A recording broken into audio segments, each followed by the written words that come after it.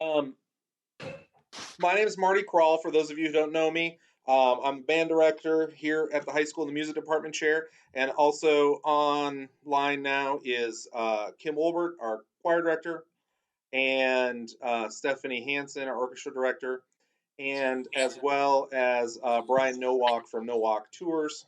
That's the company we use to travel to Disney and all of our other trips, actually. So I just wanted to have a moment, especially for our freshmen and any eighth graders that might be on this call, to get some basic question answered. What I want to do is give you some of the information that I know the people that have already been signed up for a couple years now might have. Uh, so let me answer a couple of those. Um, right now, we intend on doing the same trip that we had planned uh, back in 2020, way back when we first had to cancel because of COVID, and we were hoping to do it this year. Disney's not letting any performers in this year, or at least not this school year. So we're pushing it back to 22, which means we open this up to our current eighth graders. Um, oh, I got somebody says they can't hear me. Is that a lot of people can't hear me?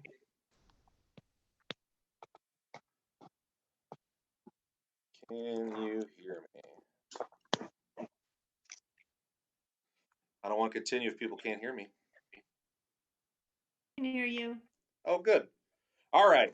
Well, it's good on my end at least, and a couple of people can hear.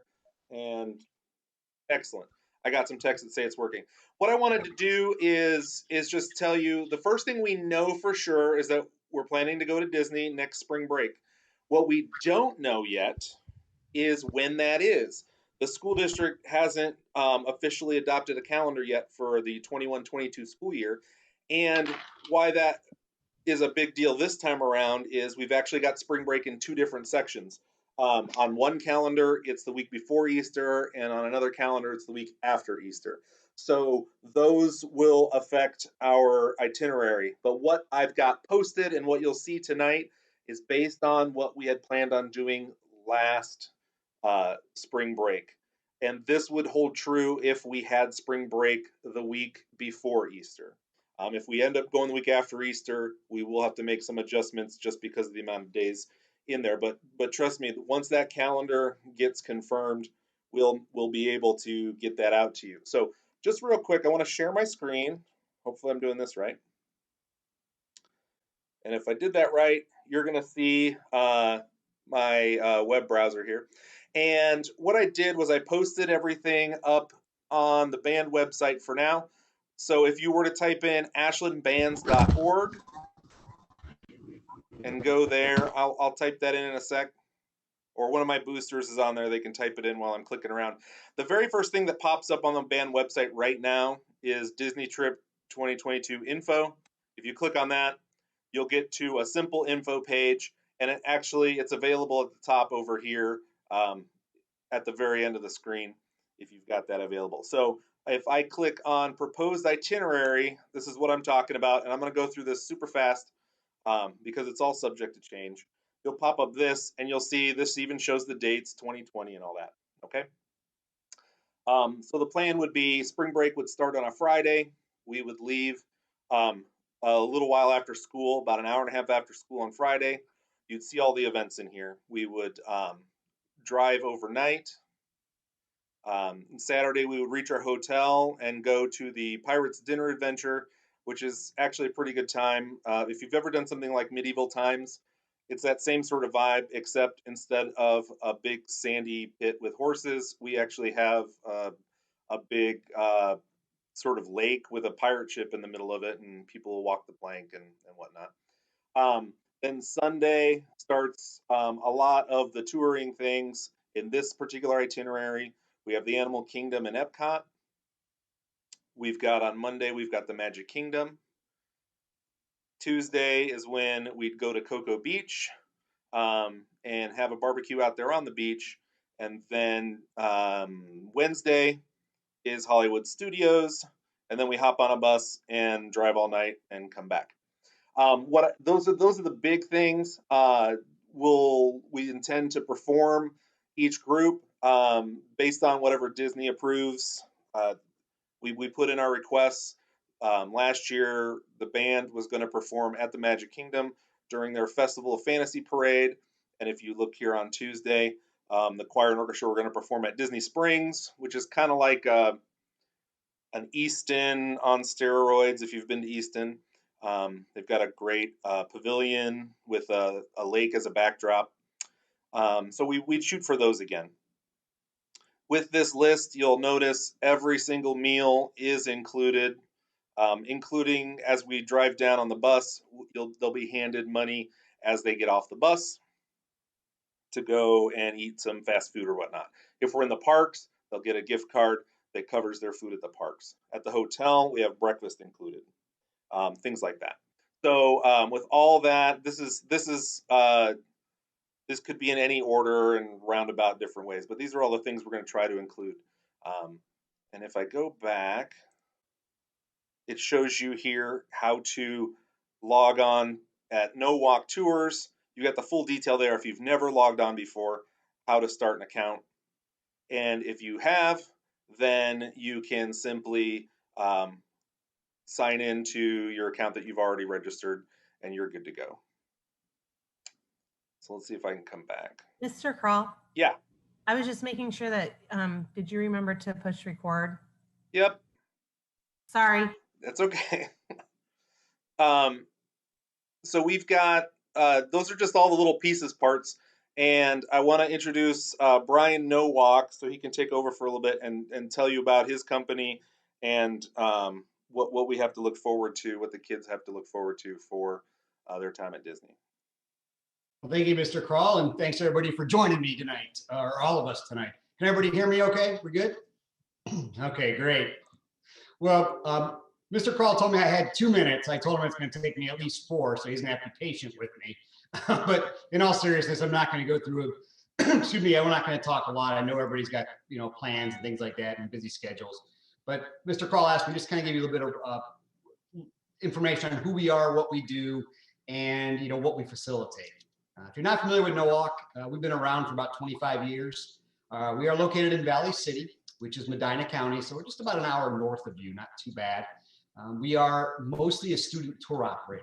What I mean by that is most of our tours are student-based, everything from middle school trips to band trips, orchestras, choirs, senior trips, and everything like that, so mostly student-based. The company was actually started by an educator, my father. He worked in education for nearly 30 years. He enjoyed working with kids. Back when he was in education, he used to run some of the tours back at his school. And he retired, he felt really strongly about taking kids out of the classroom and what it did for them and what it opened their world up to. So, the company started.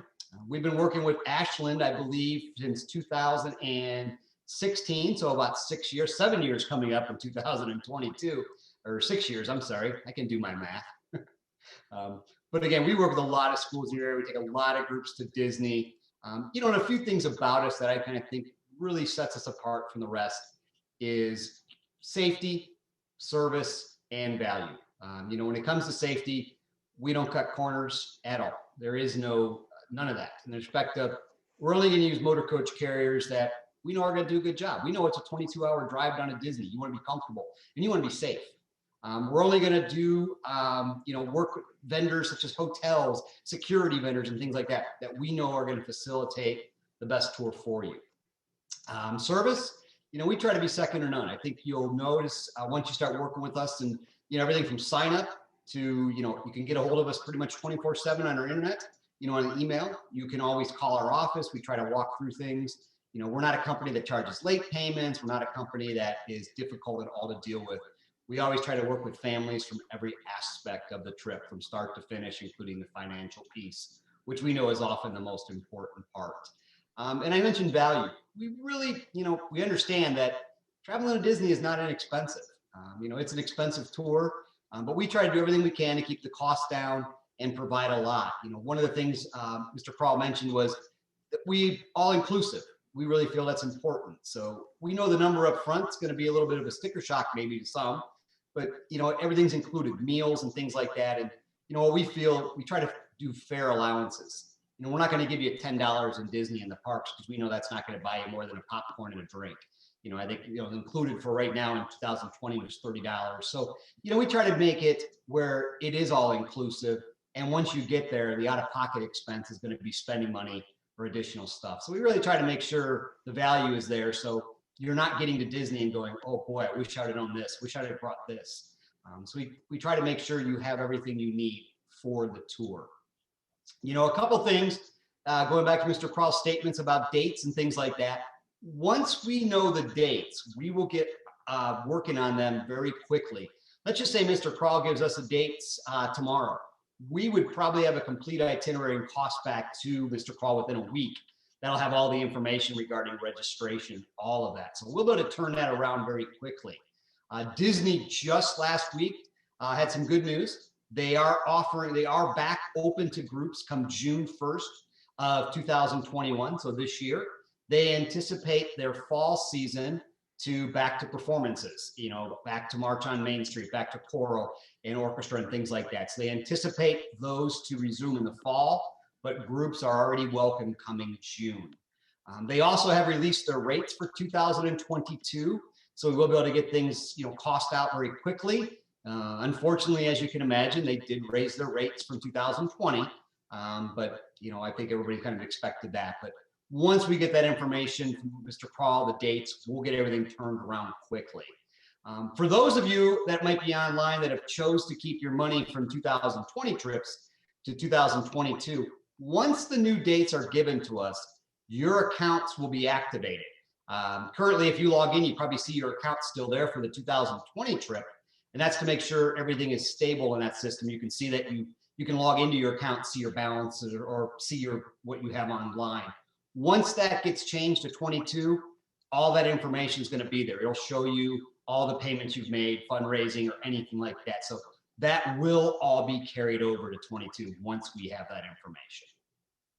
So that is it, I think, for myself, unless Mr. Krall has something I forgot to mention or say. Nothing I think you forgot. We had a couple of people on the chat that said they tried to punch in the new code already and it wasn't live. Do you know when that will be live for the parents? Yes, once we have your new dates, because if we put it live right now, it wouldn't be a trip without dates. I gotcha. Okay, so hopefully that answers a couple questions in the chat. The code is valid, but it's just not open yet. Hopefully we'll be able to get that confirmed soon. We're just waiting on the school board to take a vote once that gets proposed to them, and then we'll have that solid. It's kind of weird because usually our spring break is pretty stable each year. It's a matter of when start and end dates of the year get adjusted, but this time around they're moving those. So that's what we're really waiting on for that. So as far as Disney goes, I want to tell you this is a department trip. So those of you who are brand new to this and haven't taken a trip with us before or didn't go through all these meetings and questions 2 years ago when we were gearing up to go in 2020, it's important to note that we're all one big trip. So we had, I think, 4 buses slated to go. We had all the band, orchestra, choir, sweeties all involved. We had all the directors coming. We had our hotels are together. We're separated by room, by students. We let students pick their roommates so they can stay with a friend, hopefully. And then we do we ask them to commune together for lunch, for breakfast, when they're taking out, when they're in the parks, that kind of thing. We always try to make sure people aren't left alone. We check in when it's appropriate. And one thing I always like to note, and I will post on that same website I pointed to earlier, our handbook, which is worth reading through. One of the big notes, and I think this is probably highlighted in bold, if your child has never been away from home ever, this may not be the best first trip because being away for a week can be pretty taxing. So be sure you've addressed that with your student. And the reason we bring this up is because we've had students in the past that get homesick pretty quickly, and just like with any other sickness, we will send them home, because if they can't be healthy and well, and that we don't want to keep them with us if they're not happy and healthy. So that becomes a real pain for the parent to have a kid sent home. So we just want to make sure that they're prepared for the week away. And then speaking of healthy, we do travel with a nurse. So I know there's a lot of students out there that have different prescriptions and meds that need to be taken at certain times a day. We take all that into account, and we will have a nurse with us around the clock on the trip. Um, and she does a great job of making sure kids get what they need when they need it, all the way down to just first aid items when some students need that. And we'll address that more specifically right around this time next year. So don't worry about those things, because a lot of our students have different needs, and we want all of them to go. So that's why we make sure they have that sort of thing. Um, I don't have a lot more as far as specifics. I wish I could give you dates and exact pricing and all that.